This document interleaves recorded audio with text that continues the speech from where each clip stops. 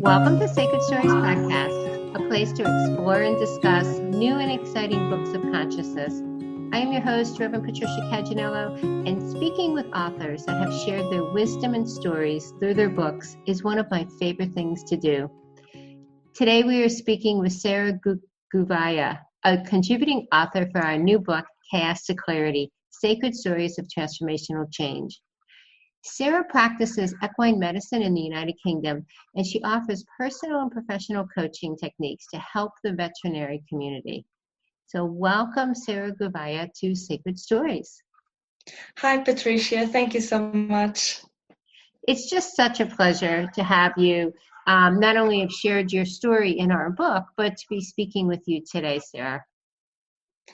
Yes, thank you. It's quite exciting being part of this, really. It's amazing how everyone just finds each other in similar stories and how everyone easily embraces this kind of change in their lives and welcome a good change in their lives.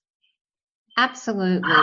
Thank you for sharing it in that way, because that really is the essence of this book. That is why we wanted to do this book, Chaos to Clarity, Sacred Stories of Transformational Change.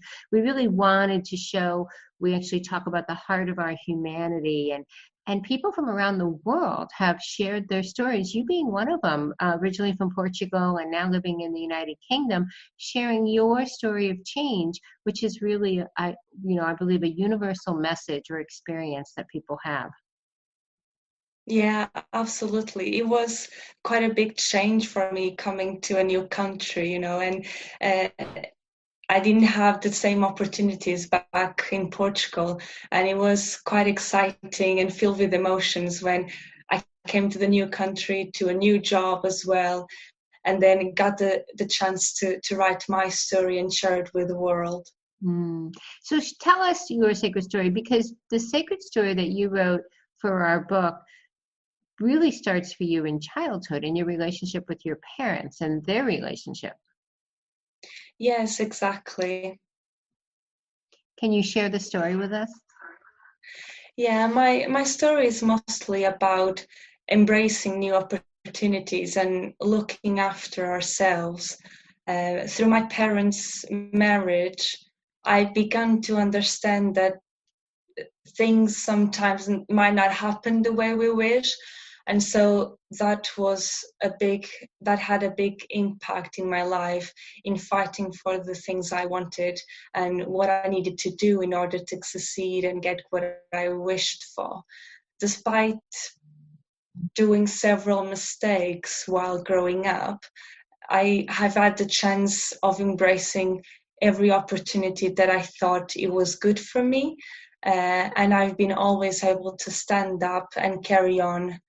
And I think that for people, it is very important, no matter how many times one falls in life, each of us has the power to stand up and fight for what they wish and deserve in life, really.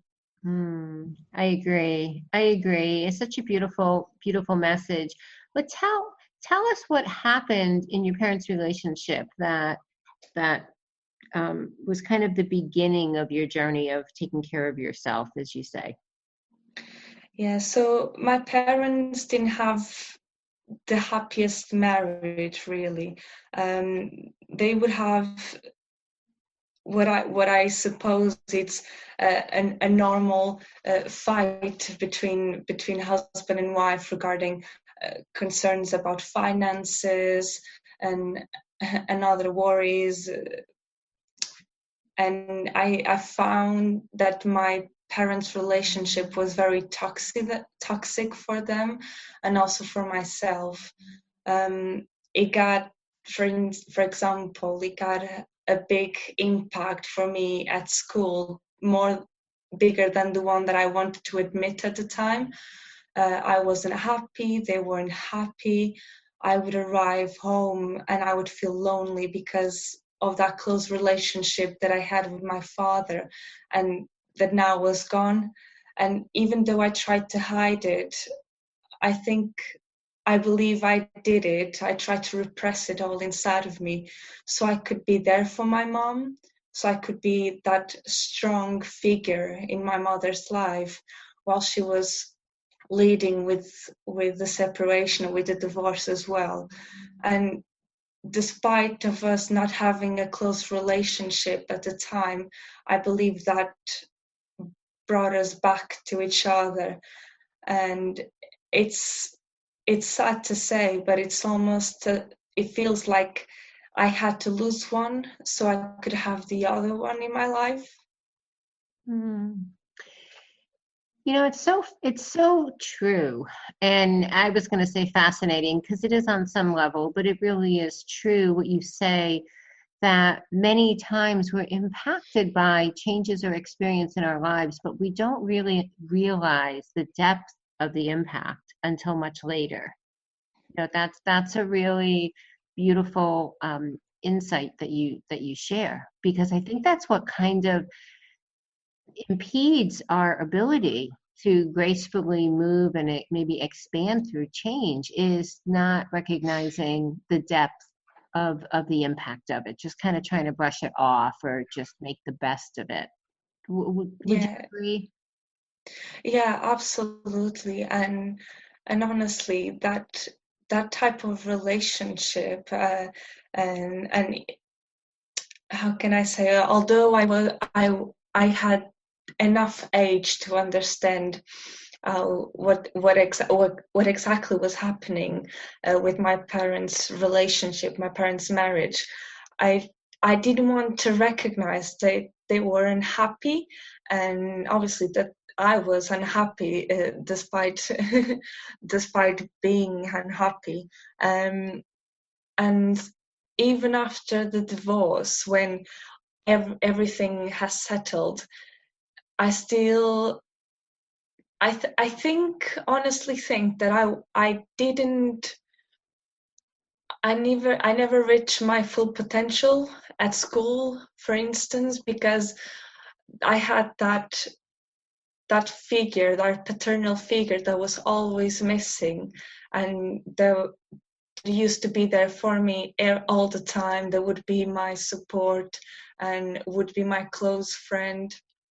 And obviously, with the divorce, my father got distant and distant, and that impacted me in many ways, with my friends, with other relationships, and only very late in my 20s, sorry, in my early 20s, when I found that teacher that I share in my story about, and another person, I could then sort of have a realization of the things that happened to me in the past regarding my parents' marriage and everything that has happened since. And so it was almost like my eyes were starting to see clearer, really. And this was actually when I began to look for help in with self-help books and videos, audios, because now that I had this realization that I wasn't well, I recognized it. That's when I actually decided that I needed to change. I needed to change my mindset. I needed to change in some way my personality as well, so I could succeed and achieve better things in life, and so I could get what I wished for myself. Sarah, it's really such a story of courage, because in addition to your family unit changing and divorce, or different types of family situations today is so common, and I'm a divorced, right? So my girls were I think 13 and 14 when we got divorced, and I'm sure it's had an impact in many ways, hopefully some positive ways as well. But I think what I take from your sharing, your story, is that how important it is, again, when change is happening, to really pay attention to it and really feel into it, right? And maybe discuss or address things that are happening when they're happening, right? So that it doesn't impact, like it impacted your schooling and feelings and so forth, until you were actually courageous enough in your early 20s to kind of take control and reach out for yourself. But would you share that I mean, change is going to happen. People will get divorced, relationships will change. um, the the best, what you can share that people can take from your experience. Yes, it is the constant in life, it really, isn't it? Change.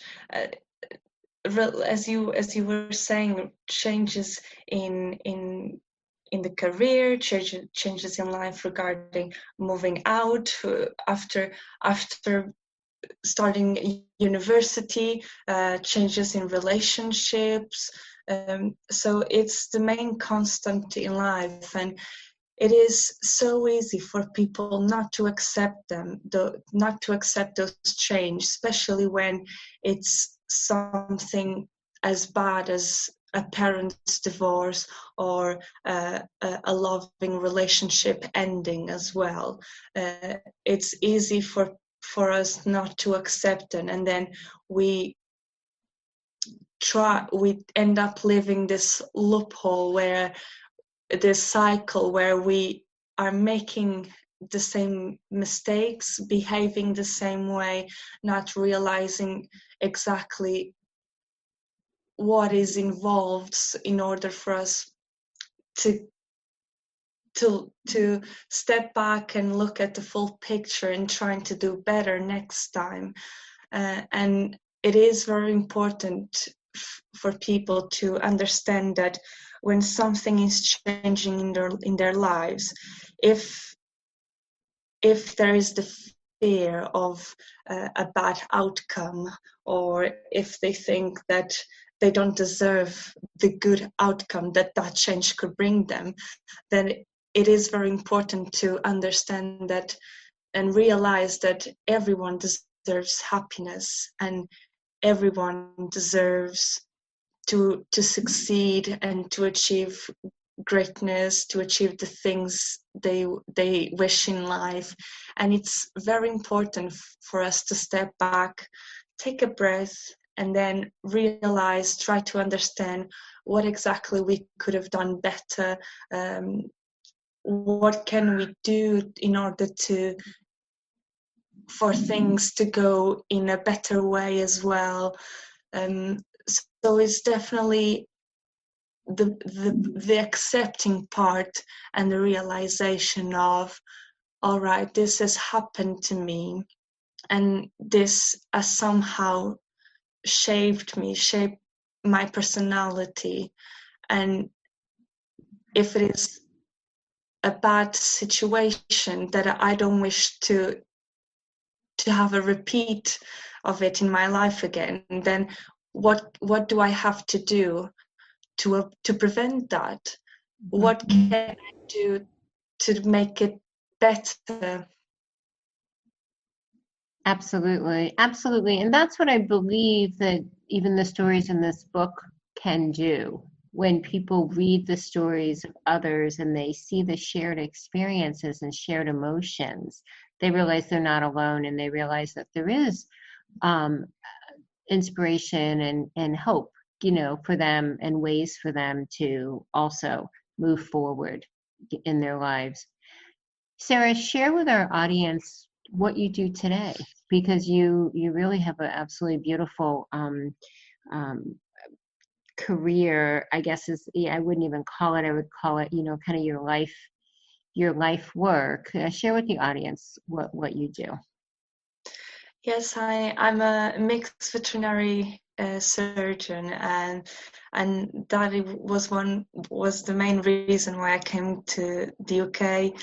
It was for a job opportunity, because when I was working in Portugal, I was just mostly doing covering a small animal practice, and it was quite exhausting because we would work very long hours. The payment was not very good either, and so there was quite a big imbalance between personal life and work, and hence the decision of coming to the UK for a new opportunity, and also because I wish to be more involved with equine work. I got this job interview done and I accepted straight away, and I was very happy with the change, a little bit afraid because obviously coming on my own to a new place, even though I felt comfortable speaking English, I was a bit out of practice.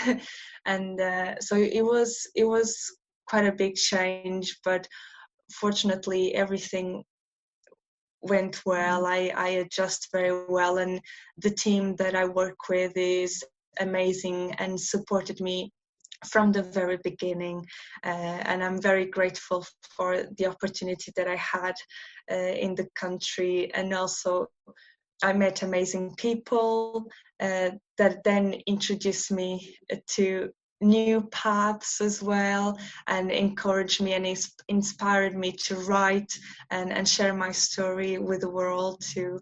And now I felt inspired in having my own blog as well, and as a part-time work outside of the equine practice.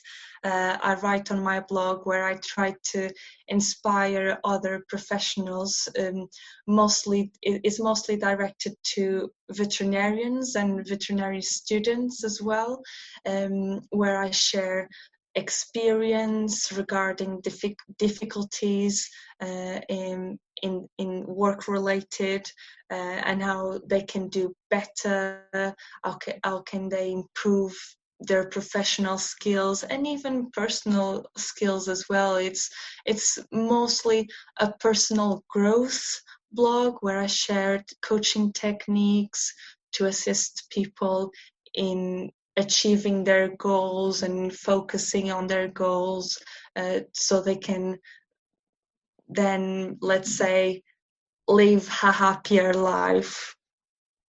Well, that is the goal, right? In addition, I believe for us to be of service to others, but when we can lead our most joyful lives, I believe that is also has a real positive impact on others and important. Tell us your website and how people can get in touch with you, please. Yes, my website is called Pet Solving. In there you'll be able to find my Facebook page. I also have a group page for the website where anyone really can register, can subscribe for it, and it's, as I said, is mostly directed to veterinaries, but it's a lecture suitable for anyone interested in personal growth. Wonderful.